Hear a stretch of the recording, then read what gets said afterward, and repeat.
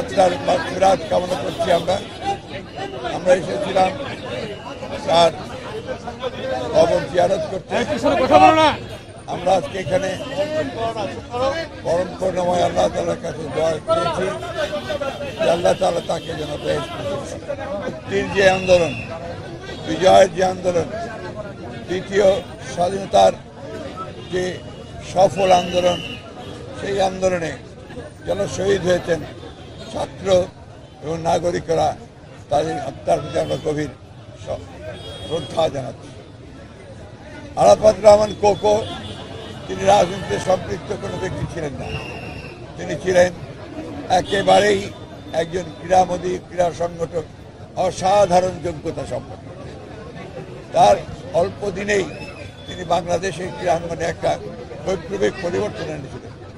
বিশেষ করে সবচেয়ে জনপ্রিয় যে খেলা ক্রিকেট, তার ভিত্তি স্থাপন করেছিলেন তিনি, এবং তার যে স্ট্রাকচার, ইনফ্রাস্ট্রাকচার যেটা কাঠামো, সেই কাঠামো তৈরি করার ব্যাপারে তার যে ভূমিকা ছিল সেটা অসাধারণ ভূমিকা ছিল। তারই আমলে ক্রিকেটকে আন্তর্জাতিক মানে পৌঁছানোর জন্য কাজ শুরু হয়েছিল এবং সেটা তিনি সফলভাবে করতে পেরেছিলেন। আজকের এই দিনে আমরা তার প্রতি আবারও গভীর শ্রদ্ধা নিবেদন করছি। আজকে আমরা আশা করছি, প্রকাশ করছি যে নতুন যে একটা বৈপ্লবিক সরকার, নতুন যে ইন্টারিম গভর্নমেন্ট স্থাপিত হয়েছে, অন্তর্বর্তীকালীন সরকার, সেই অন্তর্বর্তীকালীন সরকার সমর্থ হবে বাংলাদেশের যে ক্রীড়াঙ্গন, সেই ক্রীড়াঙ্গনকে সঠিকভাবে সামনের দিকে এগিয়ে নিয়ে যাওয়া, এবং আমরা তাকে সর্বাত্মক সহযোগিতা দান করব। একই সঙ্গে আমরা এই কথা খুব স্পষ্ট করে বলতে চাই যে বর্তমান যে ইন্টারিম গভর্নমেন্ট আছে, সেই গভর্নমেন্টকে বাংলাদেশের ছাত্ররা শুধু সহযোগিতা নয়, তারা এই আন্দোলনের নেতৃত্বের ভূমিকা রেখেছে।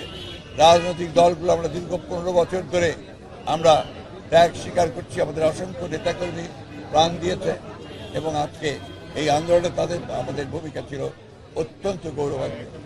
তাই আমি অনুরোধ করব ইন্টারিম গভর্নমেন্টকে যে অতি দ্রুত নির্বাচনের জন্য একটা ক্ষেত্র তৈরি করা এবং সমস্ত বিপদগুলোকে কাটিয়ে সত্যিকার অর্থেই একটা মুক্ত বাংলাদেশ নির্মাণ করার জন্য যত তাড়াতাড়ি সম্ভব তারা একটা নির্বাচনের ব্যবস্থা করবেন।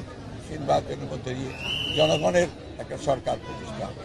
আমি আপনাদের সকলকে সেই প্রতি বিপ্লবের যে আশঙ্কা, সেই আশঙ্কা থেকে দেশে মুক্ত করবার জন্য অত্যন্ত সজাগ থেকে রাস্তায় থেকে আমি সেই তাদের যে চক্রান্ত শুরু হয়েছে, সেই চক্রান্তকে প্রতিরোধ করবার সকল ব্যবস্থা গ্রহণ করবেন।